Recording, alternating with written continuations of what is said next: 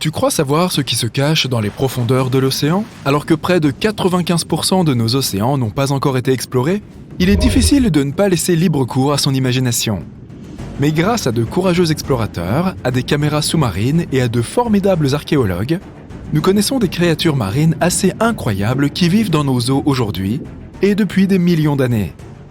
De l'araignée de mer de 2,7 mètres au mégalodon préhistorique de 18 mètres, ces habitants de la mer sont de toutes formes et de toutes tailles. Mais concentrons-nous sur les créatures sous-marines célèbres pour leur taille gigantesque. Peux-tu deviner quelle espèce vivante de baleine est la plus grande? Eh bien, ce n'est pas le rorqual, mais cela aurait pu, oui. Les orques sont des baleines dentées qui peuvent atteindre une taille de 7 à 9,8 mètres, ce qui est légèrement plus petit qu'un autobus scolaire. Et le narval? Non, ce ne sont pas les plus grands non plus. Ces licornes des mers vivent principalement dans les eaux arctiques et mesurent entre 4 et 6 mètres de long, sans compter leur défense de 2,7 mètres. Fatigué de chercher? Ok, je laisse tomber. La plus grande baleine qui existe encore de nos jours est la baleine bleue. Avec ses 25 à 32 mètres, la baleine bleue est non seulement la plus grande baleine que nous connaissions, mais aussi le plus grand animal ayant jamais vécu sur Terre.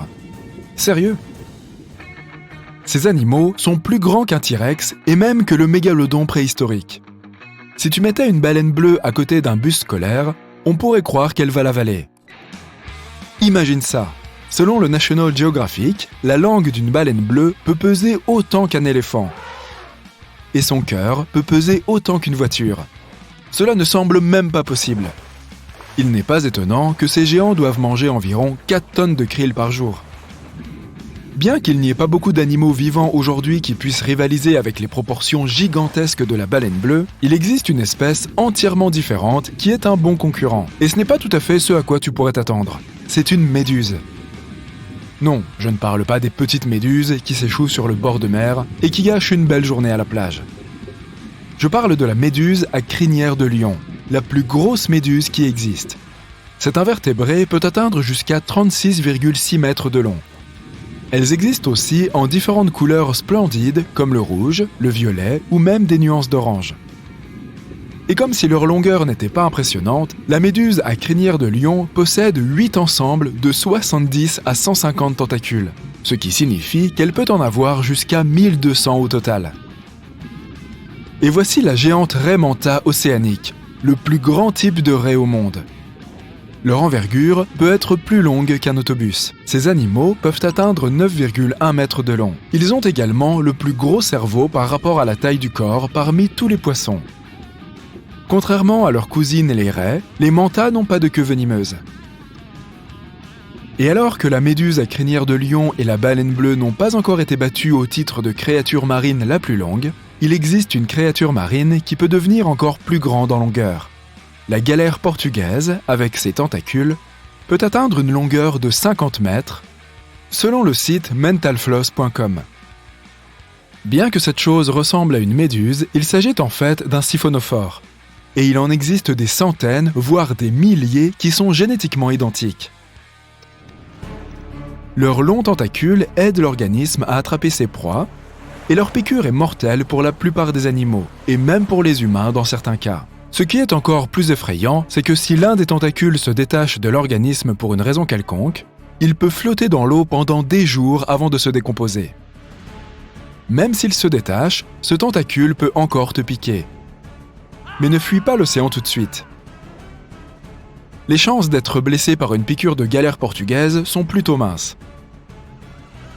Cependant, si tu te fais piquer, les effets secondaires ne sont pas beaux à voir, avec des cloques, des crampes d'estomac, un rythme cardiaque élevé et des maux d'estomac. Même si tu ne veux pas t'approcher de ces longues créatures, elles sont vraiment belles à regarder. Regarde toutes ces couleurs. Le Chastasaurus est le plus grand reptile marin qui ait jamais existé. Ces prédateurs vivaient à la fin du Trias il y a environ 210 millions d'années. Ces géants incroyables pouvaient atteindre une longueur de 21 mètres et peser plus de 75 tonnes. Le Chastasaurus était donc aussi lourd qu'une baleine bleue. Et si tu pouvais mettre cette créature à la verticale, elle serait aussi haute qu'un immeuble de 7 étages. Malgré les apparences, elle était en fait assez mince pour sa taille. Sa cage thoracique mesurait seulement 2 mètres de large. On pourrait penser que ce grand gaillard dévorerait les autres dinosaures, mais ce n'est pas du tout le cas. Ce reptile survivait grâce à un régime composé de petits poissons et de céphalopodes, comme les pieuvres et les calmars. L'Albertonecte est un excellent représentant de la famille des plésiosaures, ce qui signifie que ce reptile marin avait une petite tête sur un cou incroyablement long et de grands membres en forme de nageoires qui l'aidaient à se déplacer dans l'eau. Ces créatures occupaient les mers autour de l'Amérique du Nord il y a 76 à 70 millions d'années. La longueur de ce monstre des mers pouvait atteindre 11,5 mètres, le cou prenant 7 mètres de cette longueur. Son cou battait tous les records. Il comptait 76 os. Aucun autre animal connu de l'humanité n'avait autant de vertèbres dans son cou. Les scientifiques ne savent pas exactement pourquoi ils avaient besoin d'un cou aussi long. Ils l'utilisaient peut-être pour ramasser des coquillages sur les fonds marins ou pour capturer leur principale proie, les poissons et les calmars. Ce reptile aquatique avait également des gastrolites dans l'estomac, dont certains pouvaient atteindre un diamètre de 14 cm. Le Tylosaurus appartenait à la famille des mosasaures. Il dominait les mers peu profondes d'Amérique du Nord il y a environ 85 à 80 millions d'années. C'était un énorme prédateur, dont les plus grands représentants atteignaient 13 mètres de long. Il possédait un corps hydrodynamique étroit et une tête émoussée et puissante qu'il utilisait pour éperonner et assommer ses proies. Son corps était équipé de nageoires agiles et d'une longue queue ornée d'une nageoire facile à manœuvrer. Le Tylosaurus était carnivore et son régime alimentaire comprenait non seulement des poissons, des tortues et des petits requins, mais aussi d'autres mosasaures, des plésiosaures et des oiseaux incapables de voler. Voici l'Ophthalmosaurus. Ce reptile préhistorique a vécu à la fin de la période jurassique dans les océans du monde entier. Il pesait environ 2722 kg et mesurait environ 4,9 mètres de long, selon le site newdinosaurs.com. Soit à peu près la même longueur que le beluga de nos jours.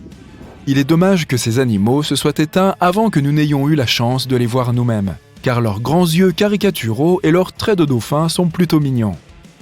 Bien sûr, les Ophthalmosaurus ont évolué au fil du temps pour devenir des ophtalmologues, ou médecins des yeux, comme nous les connaissons aujourd'hui. Non, ce n'est pas vrai, je voulais juste voir ta réaction.